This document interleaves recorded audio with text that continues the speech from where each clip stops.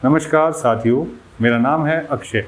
मैं एक एडवोकेट हूं और आज मैं आपसे कुछ बात करना चाहूँगा। हमारी बातों का विषय रहेगा ITR असेसमेंट ईयर 2026-27।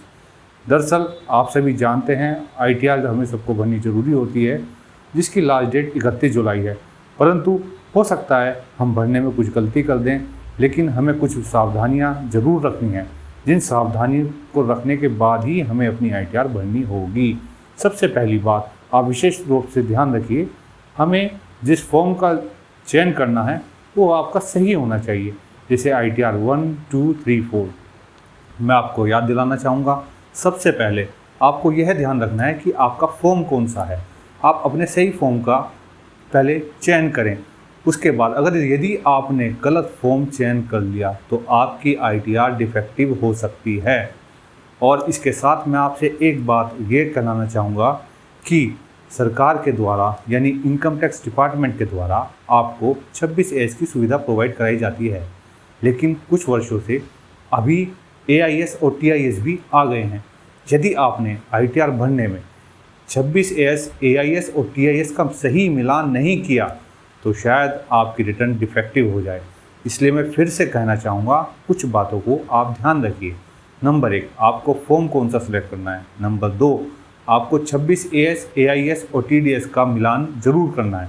दरअसल क्या होता है, हमारे AIS और TIS में हमारे जो फाइनेंशियल ट्रांजेक्शन्स होती हैं वे आती हैं, जैसे कि आपके FD पे इंटरेस्ट कितना हुआ, आपके सेविंग का इंटरेस्ट कितना हुआ, जो भी आपके फाइनेंशियल ट्रांजेक्शन्स हैं, जैसे आपने शेयर मार्केट का किया, म्यूचुअल फंड में इन्वेस्ट किया, कोई प्रॉपर्टी सेल परचेज़ की, कुछ भी आप काम करें, आप सबसे पहले अपना AIS का मिलान अवश्य करें। उसके बाद ही अपनी ITR को फाइल करें। इसके साथ मैं आपको तीसरी बात ये कहना चाहूँगा, आपके पास जितने भी बैंक अकाउंट हैं, 1 हो, 2 हो, 4 हो, जितने भी हों, आप सभी को अपना ITR में घोषित करें। यानी आपको ITR के अंदर उनकी खाता संख्या और IFSC कोड डालकर रिटर्न फाइल ज़रूर करनी है। यदि आपने कोई अकाउंट छोड़ दिया और किसी कारणवश वहाँ से कोई ट्रांजेक्शन इनकम टैक्स डिपार्टमेंट को ट्रेस होती है तो आपको भारी नुकसान हो सकता है। इसके साथ मैं आपको एक बात और याद दिलाना चाहूँगा, यदि आपने अपना सही बैंक अकाउंट नंबर नहीं दिया तो आने वाला आपका रिफ़ंड भी फेल हो सकता है। इसलिए आप अपना रिफ़ंड का भी ध्यान रखते हुए अपनी ITR में अपने सही बैंक अकाउंट की डिटेल अवश्य भरें। और मैं आपसे ये भी बताना चाहूँगा, आपको जो भी इनकम है, आप चाहे सर्विसमैन हो चाहे बिजनेसमैन हो, आपकी जिस भी प्रकार की इनकम है, आप कोई भी इनकम को छिपाएं नहीं।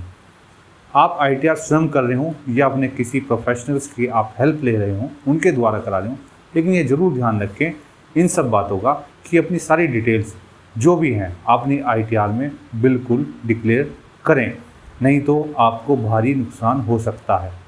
और मैं बीच में आपको रोक कर एक बात और कहना चाहूँगा, अगर आपको हमारी जानकारी ज़रूर अच्छी लगे तो आप लाइक भी कीजिए, सब्सक्राइब भी कीजिए और इसके साथ साथ शेयर अवश्य कीजिए, क्योंकि इसके बाद हमारे और प्रोग्राम्स यानी हमारी और सीरीज़ में अन्य टैक्स की जानकारियाँ आपको प्राप्त होने वाली हैं।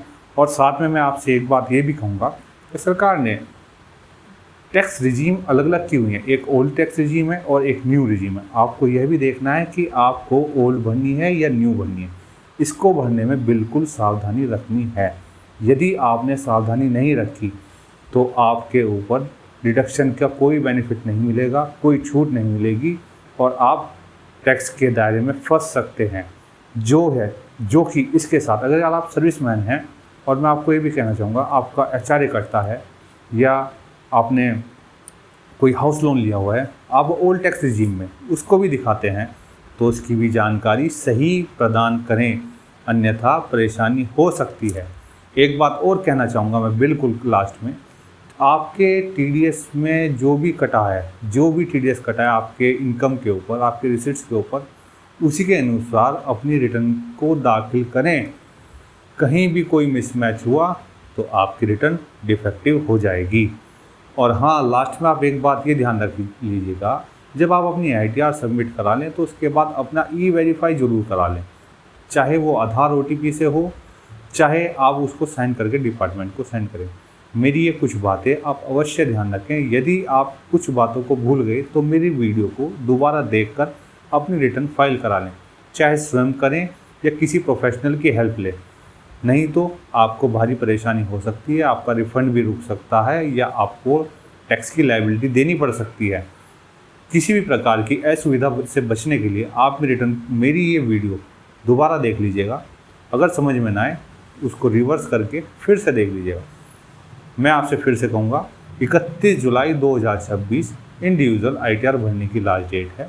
कृपया लास्ट डेट का इंतज़ार बिल्कुल ना करें और अपनी ITR समय से पहले स्वयं या किसी प्रोफेशनल की हेल्प से जैसा आपको अच्छा लगे आप करा लें। धन्यवाद।